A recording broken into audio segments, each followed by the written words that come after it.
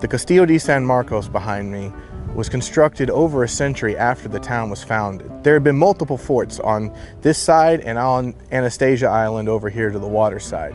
And they obviously didn't work. The English kept coming through and just destroying absolutely everything that they could find. So after a particularly bad raid by the pirate privateer, however you want to look at him, Robert Serrels, in 1668, they decided that they got to do something. So they were going to grab this coquina stone, which is what the fort's built out of, and they were going to make a permanent mortar fort, and that's what you see behind me. And it took 23 years to create it. It was started in 1672. So, you know, it took from a while to build all of that. And it was built in pieces. So it was originally just kind of a square fort, and then they built these little diamond sections, little bastions and things off of it afterwards, and you know, that kind of added to it. And it was painted white at the time, so that it would, you know, gleam, and it would also kind of, you know, keep away the weathering and the salt from the ocean here. All right, well, every castle needs a moat, right? And that's exactly where we are right now. This is the moat. So it holds this side up, and then you've got the fort right here. So if you're gonna get in the way of these bullets coming through from the top, you're gonna get stuck down here and you're not gonna be able to make it out. So this is one of the defensive structures that they had at the time. No, there wasn't any alligators, no, there wasn't any water or anything in the moat. It was mostly just grass, and usually the town would take these fortified positions and they would put their cows in here and let them graze. So that way when there was a long siege, they'd have some food available. But right here, there's a moat, and at the top over here where you can see, that's a bastion. So there would be a sentry located out there, and he'd be looking out, and then, you know, in times of war, he'd be able to fire from that spot. But this fort was never taken, and this is one of the reasons why.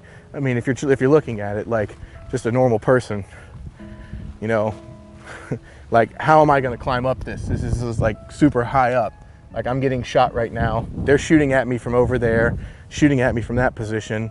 I mean, if they have troops over here, I'm getting shot from everywhere. So it's pretty secure. It takes, what they say, it takes 3 men to take 1 man out of a fortified position. It'd probably seriously take 100 men to take 1 of them out from here, because they can just hide behind the fort all day long. One of the things about this new world that the Spanish found out about is this right here. It's called coquina. It's not just brick or anything.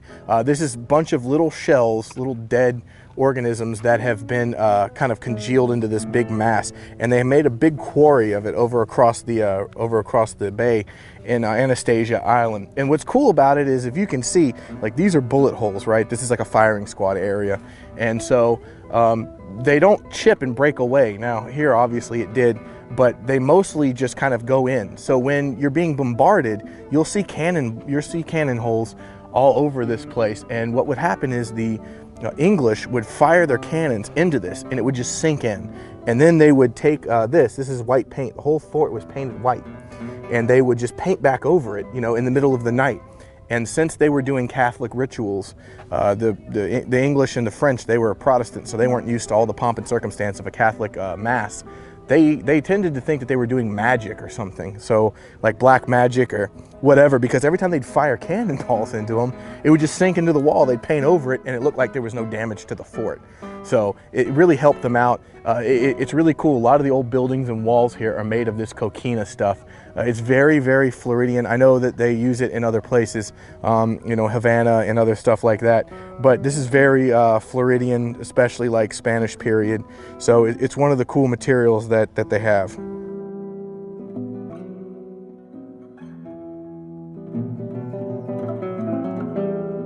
One interesting story about this place, about St. Augustine and about the Castillo and all this area behind me, is that of a pirate named Ransom.